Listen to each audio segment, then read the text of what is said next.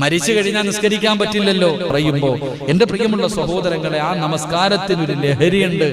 അത് വല്ലാതെ അത് അള്ളാഹുവുമായിട്ടുള്ളൊരു മുനാജാത്താണല്ലോ. പടച്ച റബ്ബിന്റെ മുന്നിൽ, അള്ളാഹ് നമ്മുടെ കണ്ണിന്റെ മുന്നിൽ വന്ന് നിൽക്കുമ്പോ റബ്ബുമായിട്ടുള്ള ഒരു സംഭാഷണം, എന്റെ പ്രിയമുള്ളവരെ, അത് വല്ലാത്തതാ.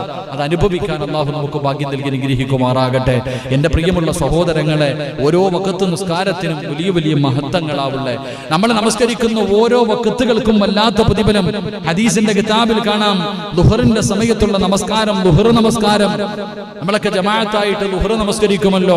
ആ നമസ്കാരത്തെ കുറിച്ച് പറയുന്നത്, ആ ദുഹറിന്റെ സമയത്താണ് എന്റെ പ്രിയപ്പെട്ടവരെ നരകം ആളിക്കത്തുന്ന സമയം. ആ ദുഹറിന്റെ സമയം, ആ നട്ടുച്ച സമയം നരകം വല്ലാതെ ആളിക്കത്തുന്ന സമയമാണ്.